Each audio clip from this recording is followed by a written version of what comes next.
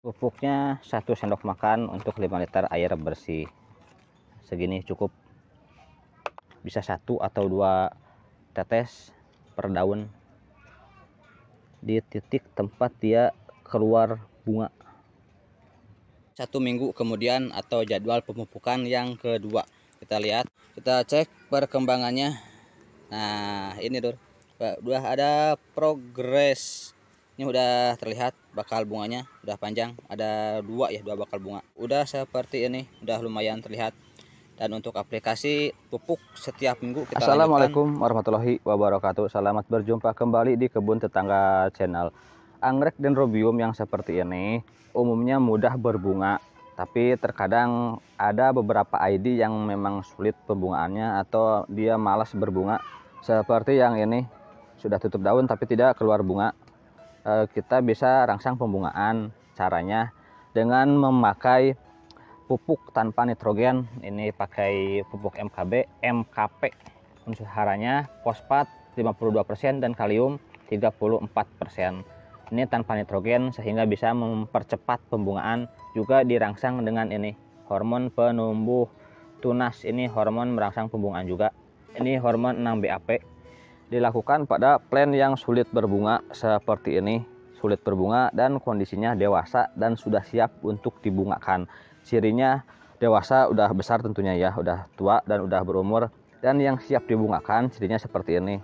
Ini daun paling atas sudah tutup daun. Istilah tutup daun tuh kalau pada dendrobium udah mentok, udah tidak ada pertumbuhan lagi daunnya. Untuk batang yang ini disebutnya tutup daun. Jika plantnya belum tutup daun seperti yang ini masih aktif, daun aktif, jangan dibungakan karena tidak akan berbunga.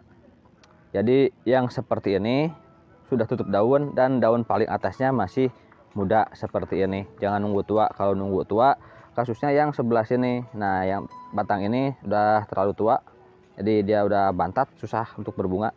Dilakukan pada daun yang seperti ini, daun masih muda dan sudah yakin tutup daun, kita rangsang pembungaan. Biasanya nantinya dia setelah berhenti daun ini, berhenti pertumbuhan daun, dia langsung berlanjut ke pembungaan, ke pertumbuhan spike atau bunga.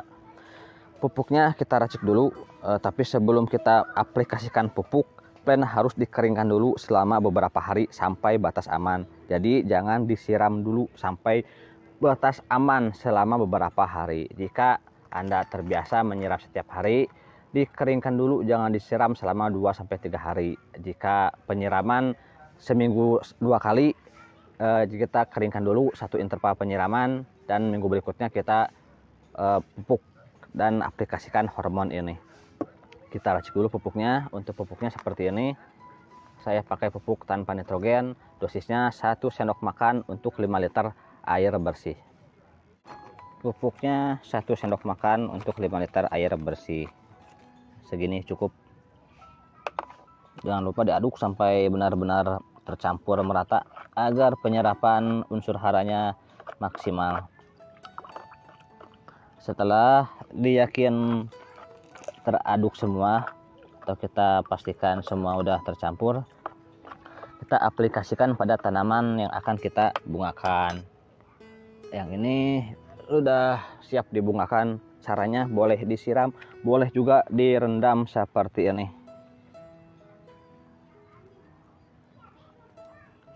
Direndam sebentar aja, jangan terlalu lama. Yang penting pastikan media tanam basah oleh pupuk, dan juga area perakaran tentunya basah oleh pupuk.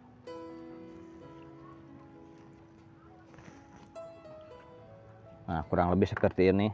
Jika tidak memungkinkan direndam seperti ini, disiram aja cukup, tapi sampai benar-benar basah area perakaran dan media tanam. Dan untuk yang ini, bagian atasnya kita tetes dengan hormon 6-BAP. Karena dendrobium seperti ini kan keluar bunga tuh dari sini, dari atas. Kita aplikasikan di pucuknya aja langsung di tengah. Bisa 1 atau 2 tetes per daun di titik tempat dia keluar bunga. Kita teteskan juga sebelah sini, mudah-mudahan dia bisa keluar juga, bisa double spike. Nah seperti ini kurang lebih. intervalnya 1 minggu sekali pemupukan seperti ini, dan aplikasi hormon 6-BAP juga 1 minggu sekali. Jika sudah terlihat bakal spike-nya, segera hentikan 6-BAP dan pupuk tetap dilanjut setiap minggunya. Jika sudah spike-nya agak besar, kita bisa ganti dengan pupuk yang lebih majemuk unsur haranya. Jadi pupuk ada nitrogennya tapi dengan kadar yang lebih sedikit tentunya, agar pertumbuhan spike-nya lebih bagus dan lebih maksimal. Udah, tinggal diangkat dan kita simpan di tempat yang cukup sinar matahari. Untuk Dendrobium dia membutuhkan sinar matahari berkisar 85 sampai 90%. Jadi dia cukup berteman dengan sinar matahari. Kalau kurang sinar matahari, Dendrobium seperti ini kurang bagus pertumbuhannya, dan pembungaannya pun biasanya kurang bagus juga. Jadi tempatkan pada tempat yang cukup sinar matahari. Nanti kita update lagi ya di minggu-minggu berikutnya. Ini 1 minggu kemudian atau jadwal pemupukan yang kedua. Kita lihat daunnya sudah mulai agak besar ya, sudah mulai menua daun paling atasnya dan sudah pasti tutup daun. Kita cek perkembangannya. Nah ini udah ada progres.